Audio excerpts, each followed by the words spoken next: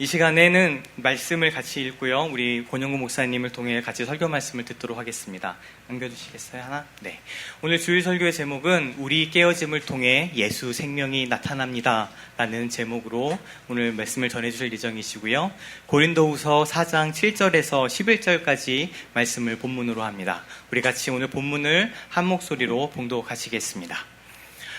우리가 이 보배를 질그릇에 가졌으니 이는 심히 큰 능력은 하나님께 있고 우리에게 있지 아니함을 알게 하려 함이라. 우리가 사방으로 우겨쌈을 당하여도 쌓이지 아니하며 답답한 일을 당하여도 낙심하지 아니하며 박해를 받아도 버림바 되지 아니하며 거꾸로 뜨림을 당하여도 망하지 아니하고 우리가 항상 예수의 죽음을 몸에 짊어짐은 예수의 생명이 또한 우리 몸에 나타나게 하려 함이라. 우리 살아있는 자가 항상 예수를 위하여 죽음에 넘겨짐은 예수의 생명이 또한 우리 죽을 육체에 나타나게 하려 함이라. 아멘. 애틀란타 마가교회가 아까 들으셨겠지만 다음 주일에 이제 2주기 창립 2주기 감사 예배 드리거든요. 2년이 채 안 됐으니까 모르긴 몰라도 대부분 성도님들보다 제가 마가교회 밥을 좀 먹은 기간이 짧은 것 같아요. 그래서 여기 마가교회 연합예배 설교자로 이 자리에 선다는 것이 처음엔 사실 좀 부담이 됐습니다. 근데 이제 교회 개척을 앞두고 최전도사님께서 조언을 해주신 게 있거든요. 그게 무슨 말씀인지 한번 들어보세요. 권성교사 설교 잘하려고 하지 마. 그냥 자신이 경험하고 그리고 누리고 있는 그 하나님을 진솔하게 전하면 돼. 그게 설교야. 이 말씀이 떠올라서 제가 안심이 됐습니다. 설교 잘하려고 안 하겠습니다. 그래서 오늘 제가 만난 하나님 그리고 전도사님 통해서 나타나신 그 예수님에 대해서 진솔하게 그렇게 나누도록 하겠습니다. 제가 최전도사님 만난 게 언젠가 생각해 보니까 2016년도 여름이었어요. 탄자니아에서 선교사로 사역하던 그런 만 6년이 딱 지난 때쯤이었습니다. 파송교회가 있는 미국에 이제 두 번째 방문하게 됐는데요. 그때 왜 그랬는지 그런 기도를 하고 왔어요. 하나님 이번에 미국 방문하게 되면 정말 하나님의 사람 한 명 만나게 해주세요. 그 기도를 하나님 들으셔서 그 응답으로 만나게 해주신 분이 최동선 전도사님이었습니다. 처음 만난 곳이 브런치 카페에서 이제 밥 사주신다고 해서 만났어요. 그 자리에서 제가 아프리카 그 오지에서 만난 하나님, 그 하나님에 대해서 짧게 나눴거든요. 얘기를 다 들으신 후에 전도사님이 이런 얘기 했던 기억이 나요. 나는 하나님이 정말 진하게 연단하셨고 또 고통의 터널을 지나게 하셨는데 권송교사님이 아프리카에서 경험할 거 다 했네. 통과해야 될 과정 다 통과했으니 하나님이 이제 다시 돌아오게 하실 거야. 돌아오는 거는 확실한데 LA에서 목회를 하게 될지 아틀란타에서 목회하게 될지 그게 궁금하네. 뭐 이렇게 얘기하시면서 웃으시는 거예요. 그때 속으로 제가 이렇게 생각했습니다. 나는 뼛속까지 선교사인데 무슨 이민 목회를 말씀하시나 그런 생각했었거든요. 근데 지금 돌아보니까 지금 제 자신을 보니까 애틀란타에서 목회를 하고 있고요. 지금 LA 와서 설교를 하고 있습니다. 그것도 선교사가 아니라 마음이 가난한 사람들의 교회 목회자로 이 자리에 서 있는 거예요. 참 신기하기도 하고 또 참 감사하기도 하고 그런 마음이 듭니다. 그래서 제가 탄자니아에서 만난 하나님에 대해서 제가 먼저 짧게 나눌게요. 제가 애틀란타에서 박사과정을 다 마쳐갈 무렵에 하나님께서 탄자니아로 부르셨습니다. 정말 무식하면 용감하다고 그때 두 돌이 막 지난 딸 아이 데리고 그냥 무작정 들어갔어요. 주위 분들이 뭐라 그랬냐면 세상 것 다 버리고 오지로 하나님 순종해서 들어간 사람이라고 이렇게 칭찬을 해주시더라고요. 죽으면 죽으리라, 이 땅에서 내가 뼈를 묻으리라 하는 마음으로 간 선교지였습니다. 주님께서 나의 이 헌신 가운데 성령이 기름을 부어주시면 이젠 성령님이 폭발적으로 역사가 일어나고 또 많은 영혼들이 돌아오게 될 것이다. 이걸 기대했는데요. 뭐 아무 일이 안 일어나는 거예요. 대신 주님이 마주하게 하신 게 뭐냐면 저의 어둠이었습니다.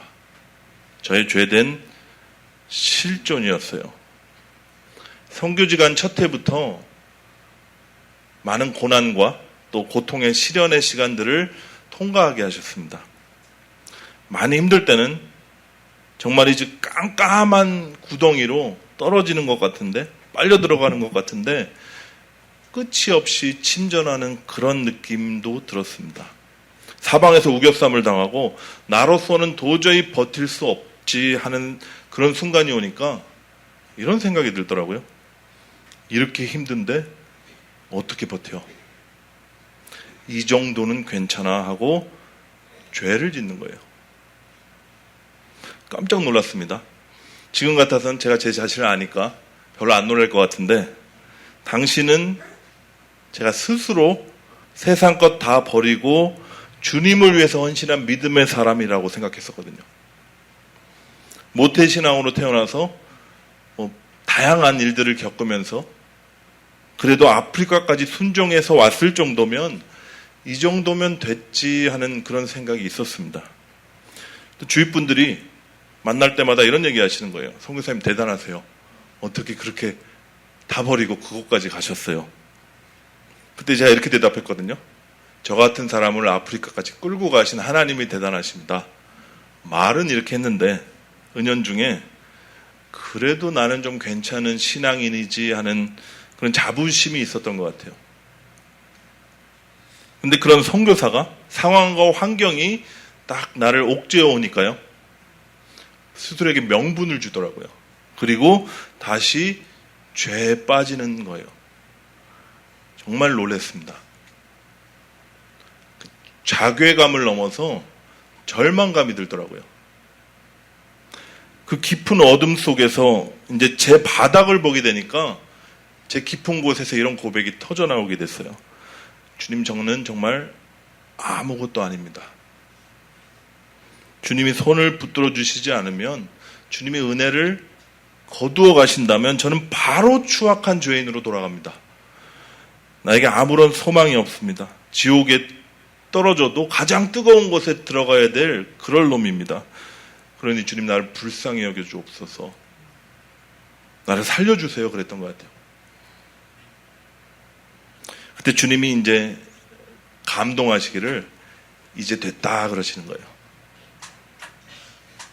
정말 가장 깜깜한 곳에서 두 손 두 발 주님께 다 들고 순복하니까 그때부터 주님께서 당신의 뜻을, 하나님의 일을 친히 행하시기 시작하셨습니다. 뭐 집단적으로 회심이 일어나고 부흥이 일어나고 뭐 수십 교회 교회가 세워지고 이런 일들이 아니라요, 하나님 없으면 살 수 없는 그 한 영혼을 찾아내셔서 품으시더라고요. 큰 어머니 밑에 살면서 그 큰엄마가 화가 날 때마다 애를 물었어요. 애를 물어서 온몸에 물린 상처가 있는 여자아이를 찾아주셨고요. 고모의 손에 이끌려서 이제는 우상의 제물로, 산 제물로 바쳐질 뻔했던 어린 계집애를 구원하셔서 한 가정으로 이렇게 묶어주시더라고요.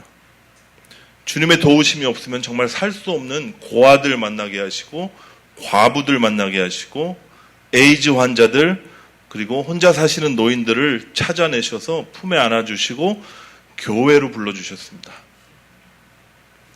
우리 주님 하시는 일들이 보통 이런 종류의 일들이었어요. 그때 만나게 하신 자매가 이제 사진에 나오는 이 파리다라는 자매예요.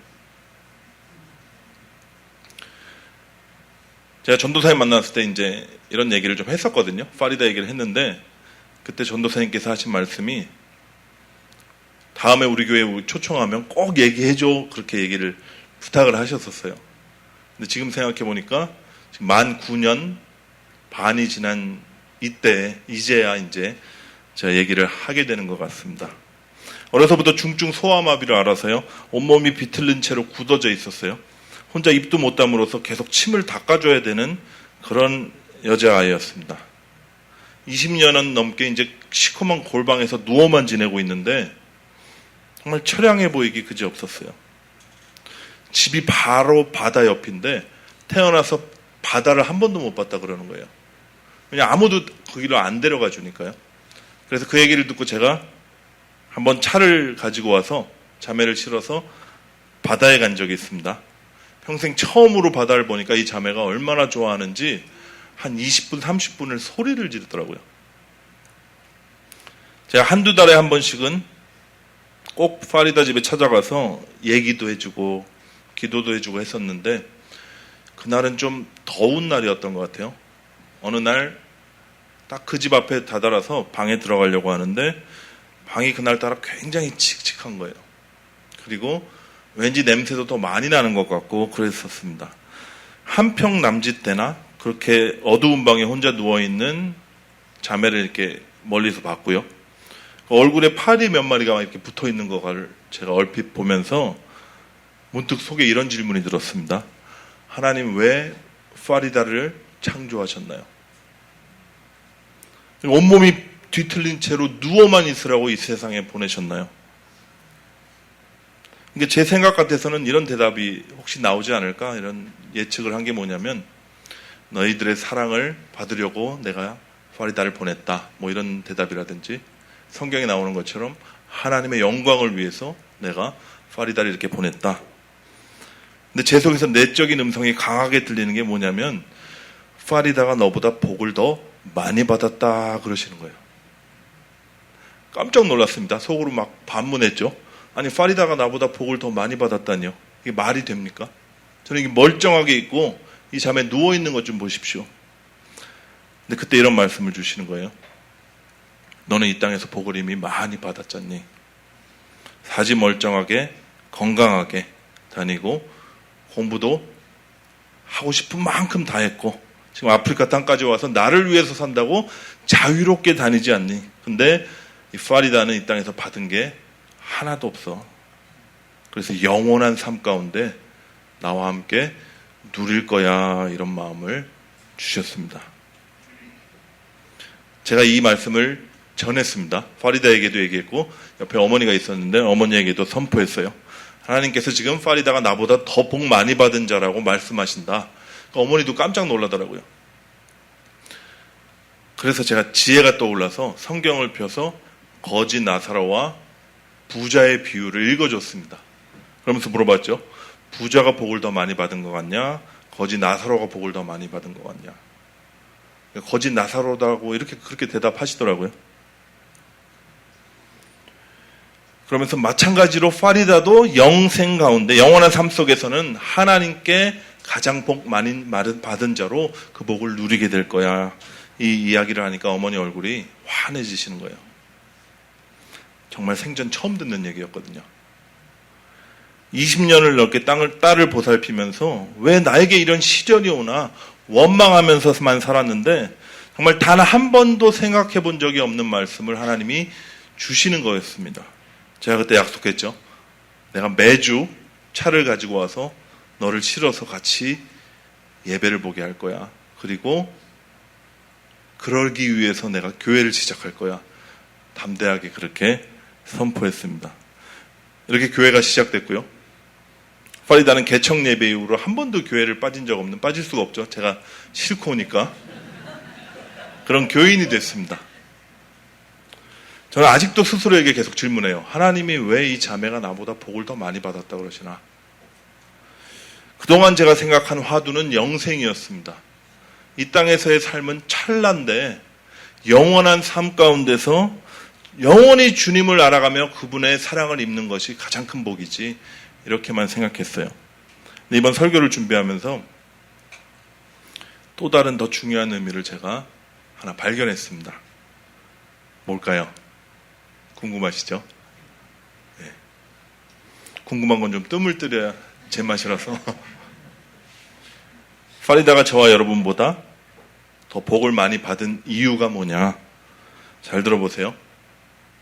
이 자매는 세상 그 누구보다 가장 무능하고 가장 무력하고 가장 애처로운 모습으로 하나님 앞에 있기 때문입니다. 우리 하나님 어떤 하나님이시죠? 자비와 긍휼이 풍성하신 하나님이에요. 절대적으로 무능한 사람들을 보면, 절대적으로 무력하게 당신 앞에 누워있는 그 자매를 보면 그 누구보다 사랑하십니다. 저와 여러분도 생각해보면 그렇잖아요. 우리가 가장 힘들 때 신음소리 하나 낼 수 없을 정도로 마음이 무너질 때, 그때가 하나님이 가장 사랑하시고 함께 계시고 안아주시는 때란 걸 여러분 경험하시잖아요. 그래서 하나님의 긍휼과 사랑을 받은 사람이라면 둘째가라면 서러운 그런 사람이 바로 이 파리다 자매인 거예요. 저와 여러분보다 복 더 많이 받은 것 맞죠? 그런 의미에서 우리 최동선 전도사님, 제가 만나본 목회자 중에 가장 복을 많이 받으신 분이었습니다.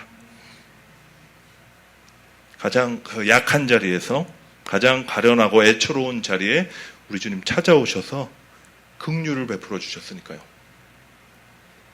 전도사님 가장 많이 하셨던 말씀 중에 하나가 아마 창세기 1장 2절일 거예요.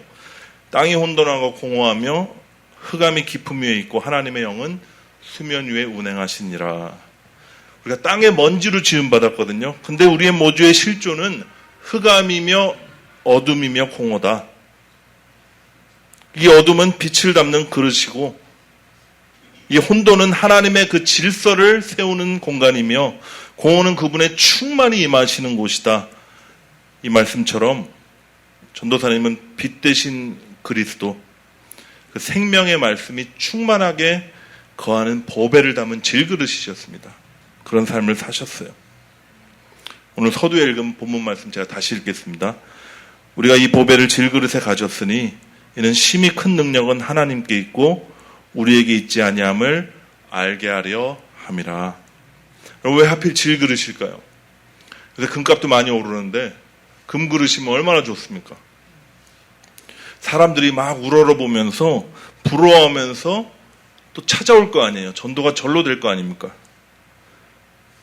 근데 주님 말씀이 진짜 보배는 안에 있답니다.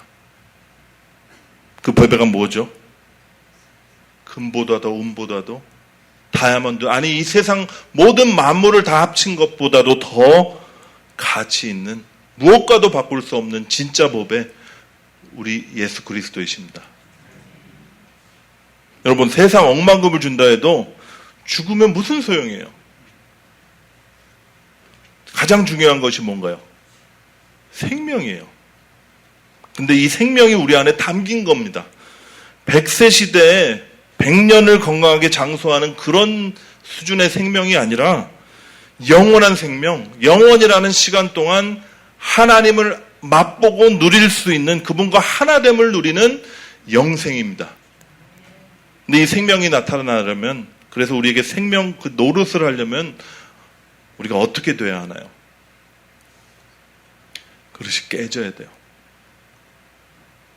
빛이 비추려면 어둠이 먼저 깨져야 됩니다. 소금이 녹아 없어져야지 그 맛이 나는 것처럼, 옥합이 깨져야 향기가 진동하는 것처럼 그릇이 깨지고 부서지고 산산조각이 나서 가루가 될 때 그 안에 생명이 충만하게 나타나는 것입니다. 그래서 질그릇이어야 돼요. 잘 깨지니까. 주님께서 말씀하셨어요. 내가 진실로 진실로 너에게 이르노니 한 알의 밀이 땅에 떨어져 죽지 아니하면 한 알 그대로 있고 죽으면 많은 열매를 맺느니라. 이 말씀 마치신 주님 어디로 가셨나요? 십자가의 길을 향하셔서 친히 나무에 달려서 자신의 육신을 깨뜨리심으로 그분의 생명을 우리 안에 나타내셨습니다. 저와 여러분 마찬가지예요. 한 알의 씨앗이 땅에 떨어져서 그 껍질이 깨지고 부서지고 썩어질 때 그 안에 생명이 움트는 것처럼 우리의 깨어짐을 통해서 우리 안에 계신 생명 그리스도가 나타나십니다. 여러분, 신자의 삶엔 제가 생각해 보니까 두 가지 깨어짐이 있는 것 같아요. 첫 번째 깨어짐이 뭐냐? 그 고난 가운데 나의 죄된 존재가 드러나는 겁니다. 허물과 죄로 죽었던 나, 주님의 은혜가 없으면 여전히 더러운 오물 속에 뒹굴 수밖에 없는 내가 발견되는 거예요. 그런 자신을 볼 때 우리가 어떻게 하죠? 어떻게든 스스로를 못 박으려 그래요. 근데 할 수가 없는 겁니다. 아무리 스스로를 죽이려고 해도 죽기는커녕 죽고자 하는 자아만이 커지는 거예요. 두터워지는 내 자신을 보면서 절망하게 됩니다. 자기 자신이 철저한 무능한 사람이고 존재적인 죄인임을 고백하는 순간이죠. 이렇게 하나님 앞에 철저하게 순복할 때 내 안에 생명이 들어와서 나의 생명이 되어지는 이런 단계가 첫 번째 깨어짐입니다. 근데 두 번째 깨어짐도 있어요. 뭐냐? 내 안에 들어오신 그 생명이 나를 충만하게 하고요. 넘쳐 흐르는 단계입니다. 바로 그리스도가 나타나시는 단계예요. 나는 날마다 죽노라 고백했던 그 바울처럼 정말 다른 사람들의 손에 띠가 띄워져서 원하지 않는 곳으로 끌려다니는 베드로처럼 우리가 사도행전을 보면 나오는 그 수많은 초대교회 교인들 이 모두는요, 이 두 번째 깨어짐의 삶을 살았습니다. 저와 여러분 다르지 않아요. 예외는 없어요. 여러분 첫 번째 깨어짐을 통과해서 내가 구원받았다고 꽃길만 걷는 그런 법은 없습니다. 예수 잘 믿어서 만사형통하고 죽으면 천당 가고 여러분 그런 신자의 삶은 없어요. 그런 기독교는 없어요. 그럼 우리가 어떤 삶을 살게 되냐? 본문 후반부를 제가 읽어드릴게요. 우리가 사방으로 우겨쌈을 당하여도 쌓이지 아니하며 답답한 일을 당하여도 낙심하지 아니하며 박해를 받아도 버림받지 아니하며 거꾸로 뜨드림을 당하여도 망하지 아니하고 우리가 항상 예수의 죽음을 몸에 짊어짐은 예수의 생명이 또한 우리 몸에 나타나게 하려 함이라. 우리 살아있는 자가 항상 예수를 위하여 죽음에 넘겨짐은 예수의 생명이 또한 우리 죽을 육체에 나타나게 하려 함이라. 뭐라 그러죠? 사방으로 우겨쌈을 당한답니다. 답답한 일을 당한대요. 박해를 받고 거꾸로 뜸을 당하고 예수의 죽음을 우리 몸에 짊어지게 된다는데 여러분 어떠세요? 우리 깨어짐 하면 좀 추상적으로 생각하는 것 같아요. 그냥 내가 원하는 것 있는데 좀 참고, 그리고 내가 화가 날 때 힘든 일이 있어도 내가 억지로라도 감사하고 뭐 이 정도로 가볍게 생각하는 경향이 있습니다. 근데 성경에 보면, 아니 우리 믿음의 선조들의 삶을 봐도 성경이 얘기하는 깨어짐은 질그릇이 산산조각 날 정도로 실제적입니다. 예수님 당하신 순환과 죽음이 내게 임하는 것처럼 어쩔 때는 정말 죽을 것 같이 느껴질 정도로 힘들답니다. 세상이 거짓으로 우리를 모함하고 위협하고 대적할 때도 있고요. 사단의 집중적인 포화를 맞으면서 사방에 우겨쌈을 당하는 것 같이 답답한 상황도 옵니다. 사람들에게 무시를 당하거나 외면당할 때도 있고요. 하나님이 나를 버린 것 같은 느낌이 들 때도 있어요. 근데 바울이 뭐라 그러죠? 낙심하지 않는데요. 버림받지도 망하지도 않는답니다. 왜요? 우리 안에 참 생명이 있으니까요. 오히려 이 깨어짐을 통해서 예수 생명이 우리 죽을 육체에 나타나게 될 것을, 우리의 삶 가운데 나타나게 될 것을 우리가 믿으니까요. 이게 영광이에요. 신자의 영광입니다. 죄밖에 지을 수 없는 자에서 그리스도의 영광을 나타내는 자로 존재가 뒤바뀐 거예요. 전도사님은 참 많이 깨어지는 분이셨던 것 같아요. 그분의 매일의 일상을 제가 들었는데 매일 깨지고 부서지는 삶을 사셨습니다. 거짓으로 모함받은 적도 많아요. 많은 사람들이 마치 사실인 것으로 믿어버리고요. 아주 신이 나서 손가락질하고 욕할 때도 변명하지 않으셨고 밤새 끙끙 앓으셨다고 그렇게 말씀하셨습니다. 이런 깨어짐을 통해서 예수님이 나타나는 거예요. 예수님의 용서가 흘러가서 대적자들의 마음을 녹여버리는 겁니다. 전도사님들 밥 사주시는 분들 대신에 당신이 밥을 사줘야 되는 분들을 만나기를 즐거워하셨습니다. 가난한 사람들과 외롭고 소외된 분들의 친구가 되어주셨고요. 중독으로 고통받는 청소년들이나 그런 사람들을 보면 어쩔 줄 몰라 하시면서 함께 다가가서 친구가 되어주셨습니다. 여러분, 물이 가득 찬 우물이라도 계속 퍼주기만 하면 마르잖아요. 받기보다 주기를 기뻐하시는 중에서도, 참 기쁘다 그러시면서도 외롭다, 고독하다 하는 말씀도 종종 하셨어요. 성도들이 억울한 일을 당하면 같이 흥분하셨고, 또 기가 막힌 일을 당한 성도들을 만나고 오시면 그 아픔에 동감하시느라 잠을 설치셨습니다. 여러분, 이 깨어짐을 통해서 예수가 나타나는 거예요. 사람의 힘으로 사랑할 수 없는 자들을요, 용서할 수 없는 자들을 예수님께서 나타나심으로 친히 사랑하고 용서하는 겁니다. 시편에 보면 천하의 다윗도요, 대적자들을 하나님께 고소하며 심판해달라고 간구합니다. 본인의 힘으로 직접 처단하지는 않았지만 그래도 하나님께 자신의 괴로움을 토로하고 분노와 복수심을 있는 그대로 얘기했어요. 근데 전도사님은 대적자들을 귀여워 보인다고 하셨습니다. 누구는 염치가 없어서 귀엽고, 누구는 거짓말을 요리조리 잘해서 귀엽고, 누구는 자기밖에 모르는 게 어린아이 같아서 귀엽고. 여러분, 이게 사람의 성정으로 가능한 일일까요? 전도사님의 깨어짐을 통해서 예수 그리스도가 나타나시는 거예요. 좀 부족해도 좀 뾰족뾰족하고 뭐가 난, 상식도 없고 염치도 없어도 다 품으시고 사랑하시는 그리스도의 조건 없는 사랑, 그 아가페의 사랑이 강같이 흘러가는 겁니다. 혹시 오해하실까봐 제가 말씀을 드리는데, 제가 지금 전도사님을 높이려고 얘기를 하는 게 아니에요. 전도사님 정말이지 자신은 가루가 돼서 없어지고 오직 예수 그리스도만 남기를 간절히 바라셨던 분이십니다. 제가 말씀드리고 싶은 건, 와, 위대한 최동선을 보라가 아니라 전도사님의 깨어짐을 통해서 나타나셨던 그 예수님을 바라보자는 거예요.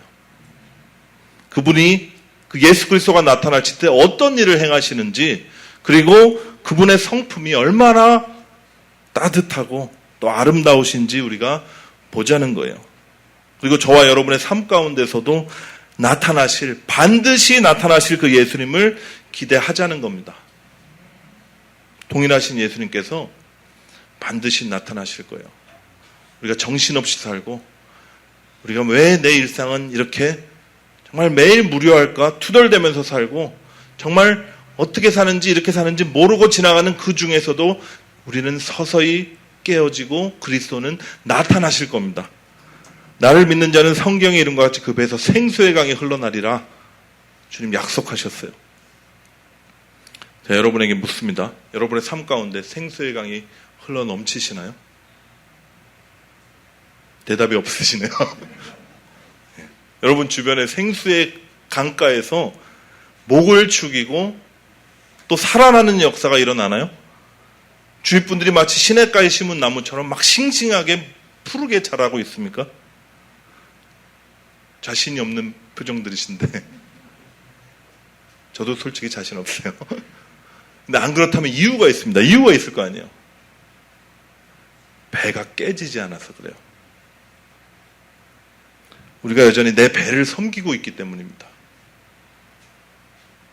빌립보서에서 그들의 신은 배요 이렇게 말씀하셨거든요. 세상 사람들은요, 다 자신의 배를 섬겨요. 자기 욕심, 자기 자랑, 자기 증명, 자기 사랑, 자기 연민, 다 이런 게 자기 배를 섬기는 것입니다. 근데 그리스도를 믿는다는 신자들이, 그분을 따른다는 제자들이 이 배를 섬기고 있다는 게 이게 말이 됩니까? 여러분, 배가 깨져야 돼요. 어둠이 깨져 나가야 됩니다. 근데 문제가 하나 있죠. 나는 깨지고 싶은데, 나는 죽고 싶은데 내 스스로 그럴 수 없는 게 문제예요. 나에게 그럴 능력이, 원함은 있는데 능력이 없는 겁니다. 두꺼운 배가죽이 찢어져 나가야 생수의 강이 흘러나갈 텐데 스스로 자신의 배를 뗄 수가 없는 거예요. 그럼 어떻게 해야 될까요? 우리가 뭘 해야 될까요? 뭘 하려고 하지 마십시오. 대신 나는 할 수 없습니다 하고 고백하세요. 나는 전적으로 무능한 자입니다. 말은 그렇게 하면서 왜 자꾸 뭘 하려고 그러세요? 그냥 아무것도 할 수 없을 때 모든 것이 가능케 하시는 그 주님의 이름을 부르십시오. 나의 결심, 나의 노력, 나의 어떠함이 아니라 하나님의 자비와 하나님의 긍휼과 그 사랑에 모든 것을 거는 겁니다. 이게 진짜 죽는 것이고 이게 깨지는 거예요. 주님께서 그리고 허락하신 이 땅에서의 삶을 살아나가는 겁니다. 별다른 것 없는 일상을 그냥 사는 거예요. 평범하죠. 지루하기까지 한 이 일상을 묵묵히 우리가 살아나가는 거예요. 뭘 자꾸 바꾸려고 그러지도 마십시오. 여러분, DNA 안 바뀝니다. 화가 많은 사람은 계속 화가 많고요. 유혹에 약한 사람도 있고 중독에 쉽게 빠지는 사람도 있습니다. 뻔뻔한 사람도 있고 아주 다양합니다. 근데 여러분, 우리의 연약함도요, 우리의 모자람도, 우리의 부끄러움도, 심지어 우리의 죄까지 하나님의 손에 올려지잖아요. 그럼 우리를 깨뜨리시는 도구가, 재료가 되는 거예요. 여러분, 우리 불완전한 믿음이지만 주님 주시는 이 믿음 가지고 그냥 끌려다니면서 사십시오. 묵묵히 우리 예수님처럼요.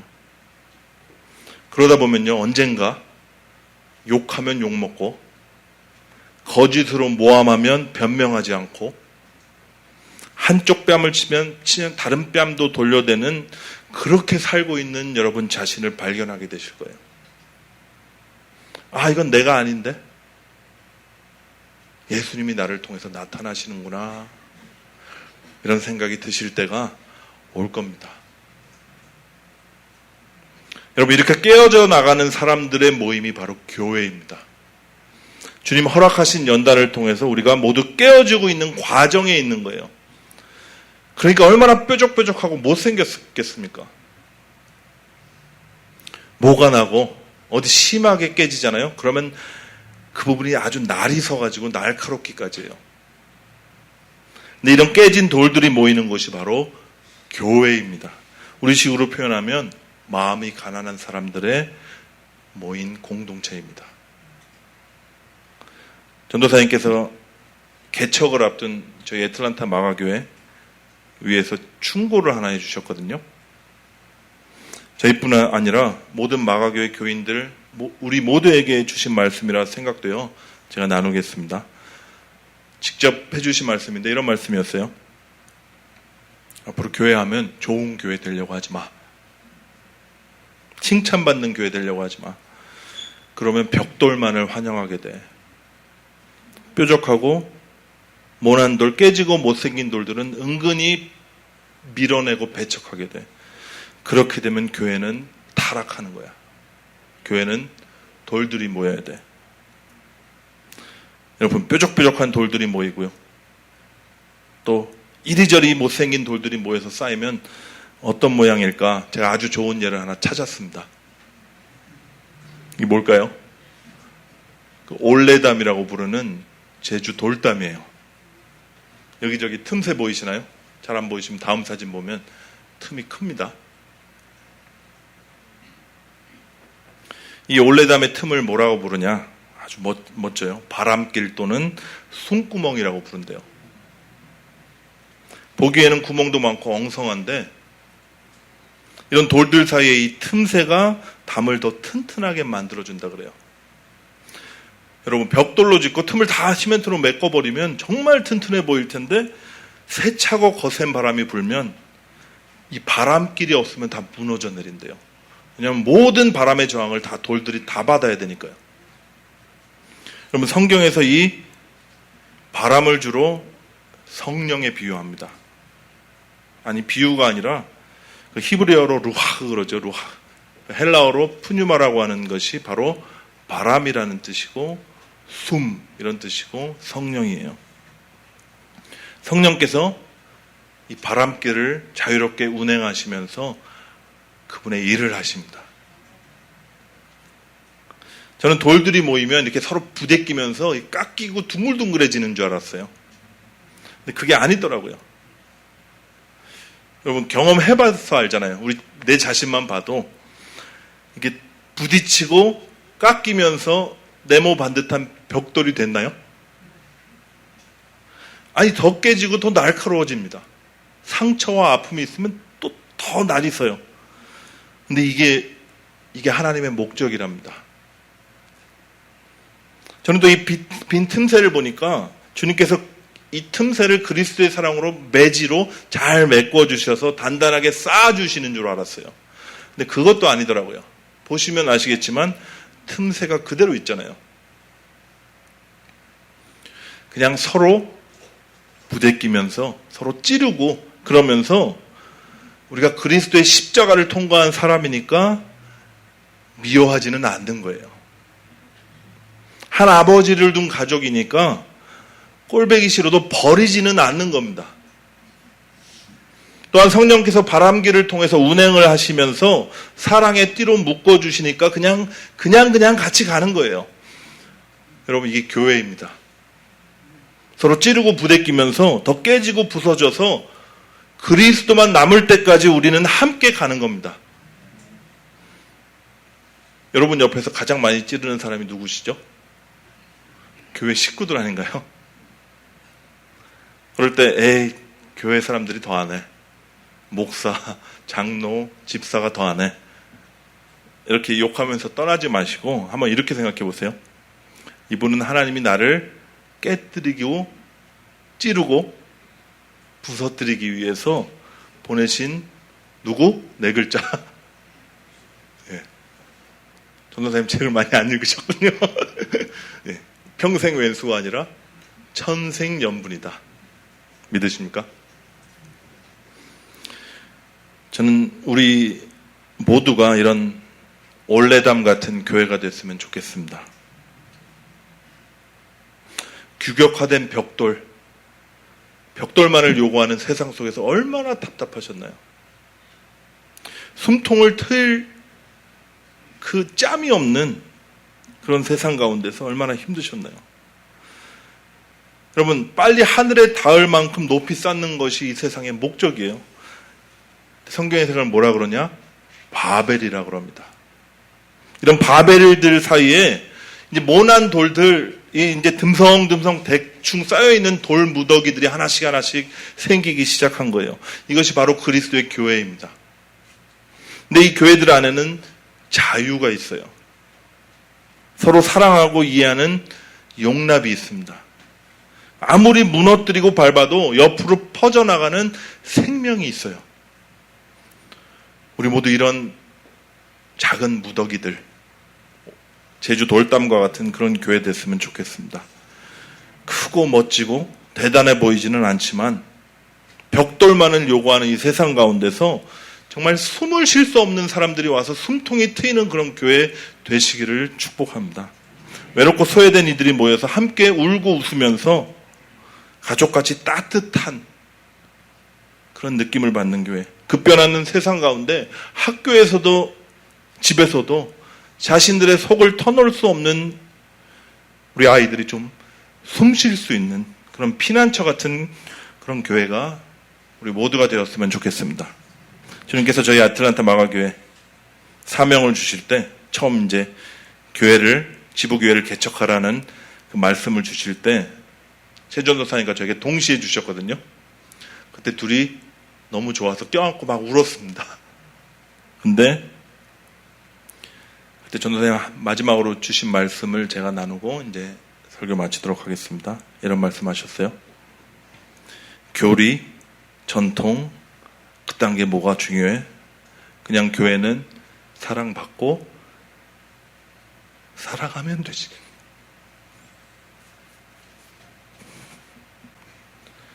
우리 사랑하자. 권성교사 우리 교회하자. 우리 사랑하자. 그렇게 얘기하셨어요. 기도하시겠습니다. 하나님 아버지, 저희들 예수 그리스도의 그 측량할 수 없는 그 사랑과 용서로 우리를 구원해 주시고 또 이렇게 교회로 불러주심을 감사합니다. 저희들 아무것도 아닌 자들이지만 오직 하나님의 긍휼과 사랑을 입어서 이 자리까지 왔습니다. 주님, 부족하고 연약하고 힘들고 또 때로는 주저앉고 싶을 때도 있지만 주님 손 붙들어 주셔서 정말 나의 깨어짐을 통해요 그리스도가 나타나는 그 삶을 경험케 하여 주옵시고 내가 부서지고 가루가 되어 오직 그리스도만 남을 때까지 주님께 딱 붙어가는 우리 모두가 될 수 있도록 은총을 베풀어 주시옵소서. 마음이 가난한 사람들 모여서 하나님이 이 숨통을 트일 수 없는 세상 가운데 하나님의 교회를 세우셨사오니 정말 이 땅에 소외되고 답답하고 힘든 영혼들 정말 편하게 다 와서 예배 가운데 하나님의 사랑을 받아서 서로 사랑하는 교회 되게 하여 주시옵소서. 우리의 것 내놓지 않게 하시고 정말 우리의 특별함을 자랑하지 않게 하시옵시고 우리가 아무것도 아님을 끝까지 우리가 철저하게 고백하며 하나님의 긍휼을 입는 하나님의 행하시는 일들을 보며 주님을 높이고 찬양하는 우리 마가교회 될 수 있도록 주님 역사해 주시옵소서. 이 모든 말씀 우리 주 예수 그리스도의 이름으로 감사하며 기도합니다.